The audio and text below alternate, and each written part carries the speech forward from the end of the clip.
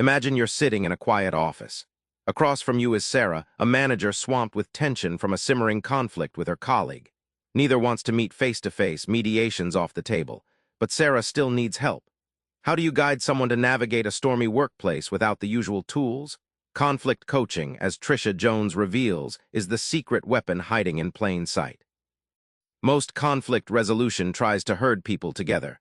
But what if the real breakthrough happens when they stay apart? That's where conflict coaching steps in, shifting the whole game. Sarah was referred to mediation but refused. She feared explosive confrontations and felt unheard. Instead, through conflict coaching, she worked one-on-one with a coach who helped her unpack her feelings, strategies, and fears privately. This tailored process gave her confidence without the dread of face-to-face showdown. Think of conflict coaching like giving someone a GPS when they're lost in a maze. Traditional mediation throws parties into the middle hoping they'll find a way out together. Coaching hands you a personal map, letting you chart your own route at your own pace, avoiding the chaos but still moving toward resolution. The payoff? Individuals often avoid destructive conflicts and stay engaged. Sarah didn't just manage her conflict, she transformed it.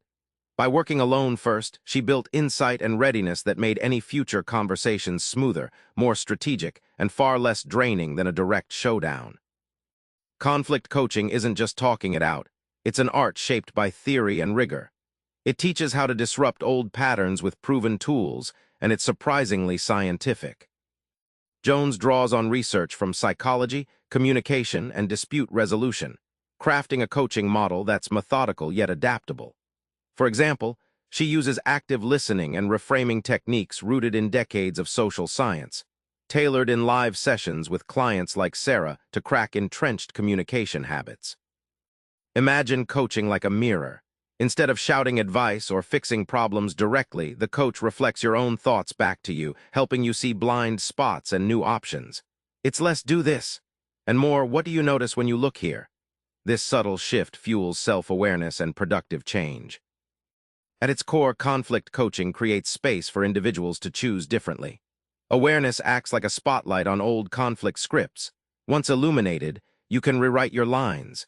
This realization sparks empowerment.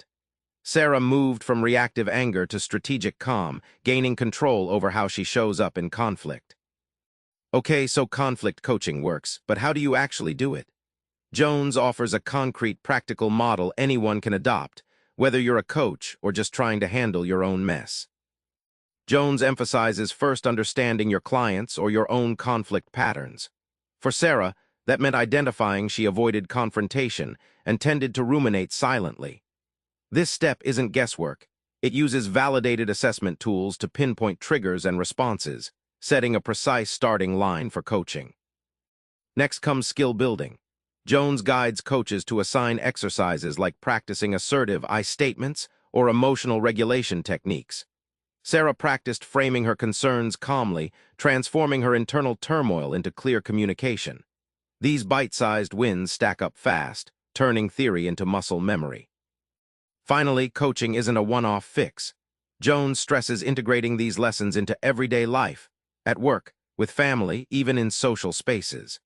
Sarah learned to pause, reflect, and act thoughtfully in daily conflicts, creating a ripple effect that improved her relationships well beyond the coaching room. Remember Sarah sitting alone, hesitant to face her conflict head-on? Conflict coaching met her right there, offering tools, clarity, and quiet bravery to change her story without a dramatic showdown. So here's a quick try this. Next time tension rises, pause and ask yourself, what's my role, really? Getting curious without jumping in might just be the secret your conflict needed. Subscribe for more book summaries like this one.